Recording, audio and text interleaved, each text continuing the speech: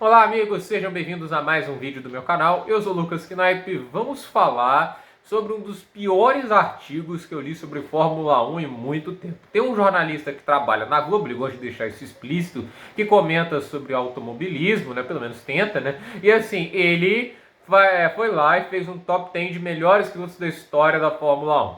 Colocou o Hamilton em primeiro, tudo isso, aí foi colocando a lista dele, e o Michael Schumacher, heptacampeão assim como o Hamilton, chegou às 91 vitórias, né, o número de vitórias do Schumacher, né? Hamilton precisou de 18 corridas a mais para chegar, tendo carros mais dominantes, né? Esse cara tá na sexta posição. E assim, os argumentos que ele usou, tanto nessa lista, quanto no artigo de 2 anos atrás, em que ele fez um artigo falando porque o Schumacher tá fora do top 5 dele, são assim desrespeitosos, porque assim eu não gosto de ficar aqui comentando todo mundo que discorda da minha opinião, porque quase todo mundo faz isso, porque é impossível alguém concordar em 100% com o que você pensa. Por exemplo, eu já vi algumas lives do Grande Prêmio, né? Tem a Evelyn Guimarães, ela acha o Schumacher mais talentoso, o Hamilton mais talentoso que o Schumacher. Aí a questão é, os argumentos dela pelo menos são mais aceitáveis e não fica desmerecendo o outro. E isso que o Rafa Lopes fez foi desmerecer. Porque esse artigo que ele faz o Schumacher estava na hora certa, no momento certo. Tipo assim, quando ele foi para Benetton, ele pegou o momento certo. Assim, a evolução da Benetton não tem nada a ver com o Schumacher, com a visão incrível que ele tinha do equipamento. Por exemplo, o cara colocou a telemetria no volante dele. Ele queria saber a velocidade mínima que ele atingia na curva, a velocidade que ele estava, a velocidade média. O cara tinha todo esse negócio assim de cabeça. A gente sabe dos carros com 3 velocímetros. Esse cara que pensava nesse tipo de coisa, assim, ele não tem nenhum mérito pelo fato da Benetton ter evoluído, né? Tipo assim, é por acaso que a Benetton tenha seus 2 títulos de pilotos e de construtores, né? Na verdade, né? Eles não ganharam os construtores em 94, era para ter ganhado, mas não ganhou.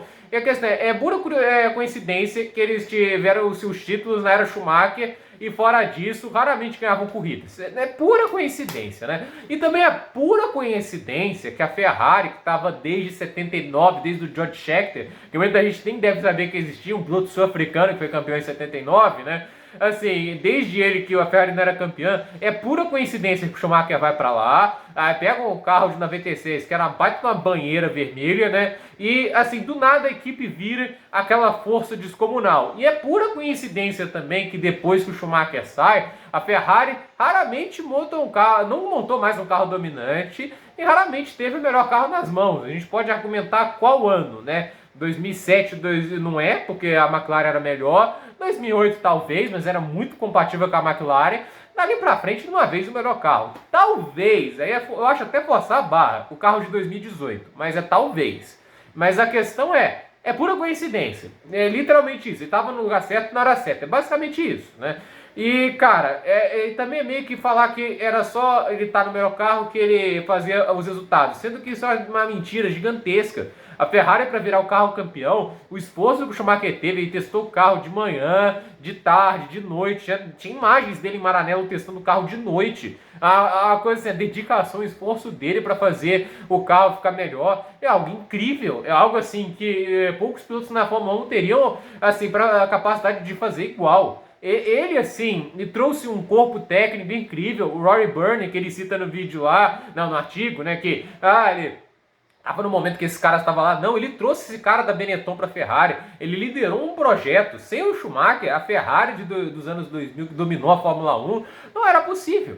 E olha uma coisa, a Ferrari do Schumacher recebeu muito mais restrições da FIA para acabar com o domínio do que a Mercedes. Tinha milhares de restrições, isso era histórico.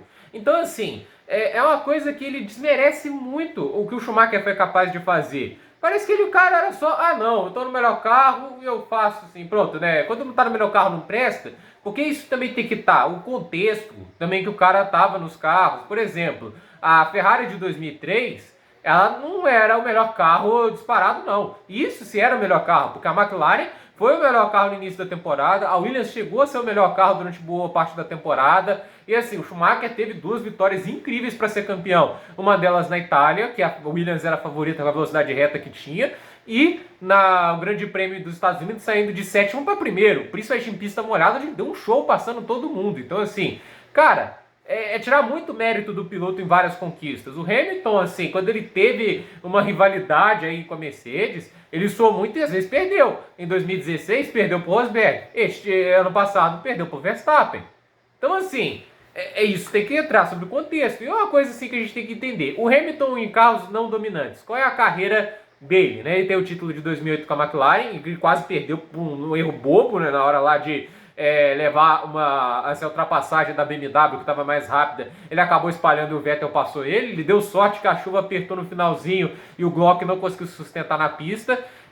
2007 ele perdeu um título que estava na mão dele. O Raikkonen ter ganhado aquele título assim, foi muito porque o Hamilton cometeu um erro estúpido na China e fez uma corrida muito ruim no Brasil. E assim, a gente vê, 2009 fez um ano muito bom, acho que tem que elogiar bastante o Hamilton, a McLaren não era um grande carro. 2010 ele fez um ano bom, mas cometeu erros que não tinha necessidade. 2011 ele foi mal, ele não foi bem naquele ano, foi superado pelo Button. Vai lembrar que o Rafa Lopes usa assim, o Schumacher ter sido superado pelo Rosberg diminui a carreira. Então por que o Hamilton é primeiro lugar? Ele também foi superado pelo Rosberg. Ele teve muito trabalho para derrotar o Rosberg, né? Só 2015 que o Hamilton foi realmente dominante contra o Rosberg. Em 2014 ele teve problemas, o Rosberg marcou mais poles do que ele. Em 2013 o Rosberg teve mais vitórias que o Hamilton. Então assim, ele tem que ter coerência. E isso daí não tem nesse artigo. É inacreditável.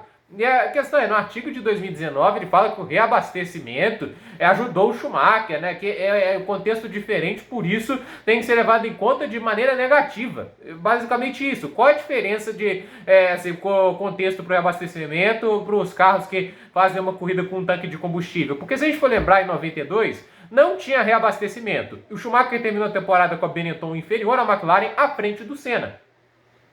E o Senna está em segundo. Aí a gente chega a 93, teve muitas quebras naquele ano o Schumacher, teve uns acidentes que foi culpa dele, mas tem corridas que o Schumacher teve um ritmo de corrida muito similar ao Williams de suspensão ativa. É uma coisa assim, se você for ver várias corridas das estatísticas, o Schumacher tem um ritmo de corrida incrível numa época que ainda não tinha reabastecimento, ainda era tanque cheio. E ele leva isso em consideração? A temporada dele em 93 é muito boa, todas as corridas que ele terminou ele estava no pódio, brigando com os carros mais fortes, e nada disso é citado. Isso daí é a amostra de uma análise que não tem assim, critério. Essa é a grande verdade. Ele não analisou a carreira do Schumacher. Ele usou chavões assim, falar que a geração do Schumacher não é tão forte. Mas a pergunta, quem é melhor piloto? Quem falou que o Mika Hakkinen é só bom? O Mika Hakkinen ou o Rosberg? Quem é melhor piloto? Eu acho o Mika Hakkinen por pouco, mas ele é um bom piloto. Excelente, né? Bom piloto é pouco, né? Porque bom piloto é o Heidfeld, que esse é um bom piloto, né? Fazia os seus pódios com a BMW, ia no que a equipe esperava, lá marcava seus pontos regularmente. Esse é um bom piloto. Nick Heidfeld era um bom piloto. Agora, um piloto como o Mika Hakkinen era excelente, ele era muito bom piloto, regular, um ritmo de corrida muito forte.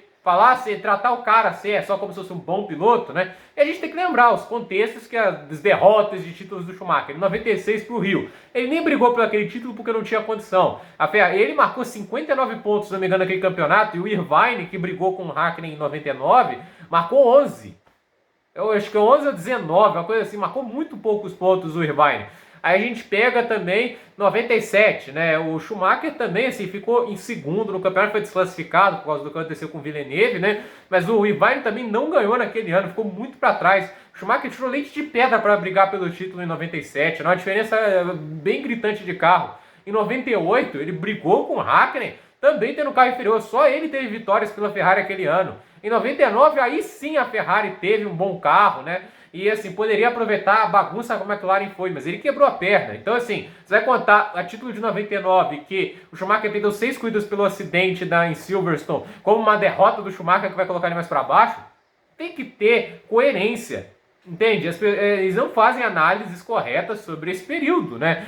Sobre essas derrotas. Em 2005 o Schumacher foi derrotado pelo Alonso. Você viu o carro da Ferrari em 2005? O Schumacher ficou em terceiro no campeonato, o Barrichello ficou em oitavo. Você acha mesmo que aquele carro da Ferrari era bom? A Toyota era melhor que a Ferrari. A Ferrari era a quarta força em 2005. Então, assim, é muita análise pobre. O cara realmente, assim, vivia em chavões. A geração não era tão forte, né? Ele pegou o Kimi Raikkonen. Ele pegou o Fernando Alonso. Ele pilotou ao lado do Senna. Ele pilotou contra o Prost. Ele pilotou contra o Mansell. O Schumacher já teve duelos contra esses pilotos. E o cara vai reduzir apenas ao Hakkinen? é muita, assim, é falta de honestidade, assim, nesse artigo. E, assim, para completar maior parte desse negócio, assim, que ele usando esses chavões e tudo, né? O critério dele para colocar o Hamilton na frente é o quê? O que, que o Hamilton fez de tão extraordinário para estar tão à frente do Schumacher? Eu queria saber isso, porque se for assim, o Hamilton ele tem 7 títulos mundiais e durante esses 7 títulos ele teve ali 6 na Mercedes, na era híbrida de 8 anos. Todos esses anos a Mercedes foi o melhor carro. Só em 2018, né, 17, acho que não dava a Ferrari para vencer aquele título. O Vettel que foi muito bem aquele ano, né? E 2021, que a Mercedes teve um carro que poderia bater eles, que foi a Ferrari em 2018, que era um ótimo carro, mas o Vettel entrou no modo Blade e ficou só rodando. E em 2021, o Max Verstappen. O Hamilton perdeu 2 títulos nesse período. Em 2021 para o Max Verstappen e em 2016 para o Nico Rosberg, companheiro dele no campeonato de 2 carros. Então assim, você vai ter que analisar o período assim, por inteiro. Ele teve derrotas significativas. Se a gente for usar nesse argumento, a gente pode colocar o Senna como o melhor piloto da história, porque as derrotas dele foi para Alain Prost, não foi para Nico Rosberg, né? E olha o ano de 2016, quantos erros o Hamilton teve, quantas falhas. O melhor piloto da história tem tantos erros de largada. Em 2021, um erro que ele comete em Imola. Óbvio que ele teve corridas incríveis também, é um bom gênio também, um grande piloto, mas ele cometeu erros, o erro de Baku, um erro muito idiota. O cara não tinha nem que frear tão agressivamente assim. Ele veio com muita sede ao pote e jogou 18 pontos no lixo, que poderia ter sido a diferença entre o vice-campeonato e o título. Mas assim, cara, não dá. Sinceramente, não dá. Esse, tipo assim, ele não leva em consideração também que o Hamilton, por exemplo, perdeu pro Button em 2011. O Button foi bem melhor que ele em 2011, teve o dobro de pódios. O Button, no período de McLaren, né, de 2010 a 2012, né, se somar os pontos, né, de ambos os pilotos assim, o Button, nessas 3 temporadas, teve mais pontos que o Hamilton. Teve mais pódios que o Hamilton. O Hamilton teve até mais vitórias, mas regularidade também importante para fazer a carreira do piloto. Olha o Prost. Cara, não dá, sinceramente não dá. É uma análise de um torcedor, de um cara que usa argumento de viúva do Senna para desqualificar o alemão. E é assim, cara, não tem uma análise correta. Essa é a verdade. Isso aí não é uma análise correta. Eu, sinceramente, acho assim, qualquer lista que coloca o Schumacher para sexto para trás, quinto para trás, é desrespeitosa quanto um dos maiores pilotos de todos os tempos.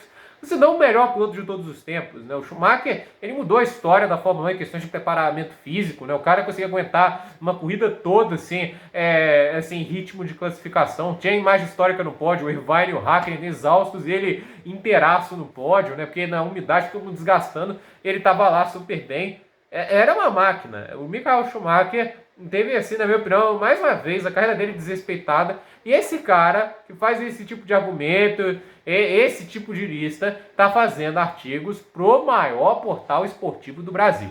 Até porque não dá para esperar muito da Globo em questão de automobilismo, porque sempre foi uma rede assim que tratou o Schumacher como se fosse um demônio. Até por causa do que o Rubinho Barrichello era o segundo piloto dele. Aí, assim, como o Barrichello não tinha nível para derrotar, eles tinham que inventar desculpa. Ah, não, o piloto Schumacher é especial. Ah, não, a equipe não deixa o Barrichello brigar, que é tudo mentira. E para mim a pior das mentiras de todos. O Barrichello ajustava o carro, né? O Barrichello que é responsável pelo desempenho do carro. Que é mentira, porque se fosse verdade, o Barrichello quando fosse para a Honda tinha que prosperar e crescer. E não foi o que aconteceu. A Honda caiu de produção. Em 2006 teve um excelente ano, já até ganhou corrida.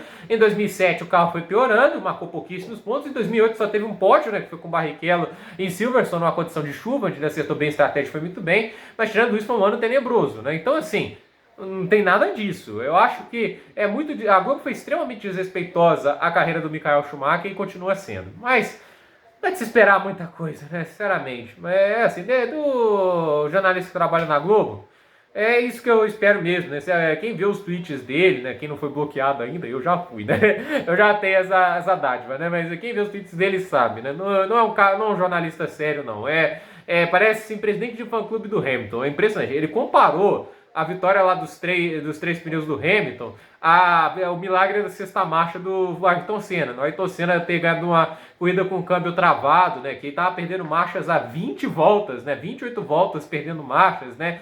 É a mesma coisa que um cara que estava com 40 segundos de vantagem fazer meia volta com 3 pneus. Óbvio, teve a frieza, teve assim, foi realmente impressionante. Ele conseguiu fazer certinho a volta ali e acabou ganhando a corrida, mérito do Hamilton. Foi uma amostra ali de que o cara teve sangue frio. Vai tratar isso como se fosse a mesma genialidade do que o Senna fez no Brasil 91, é um desrespeito à corrida do Senna também. É um presidente fã-clube do Hamilton. Essa é a minha opinião sobre o jornalista que trabalha na Globo.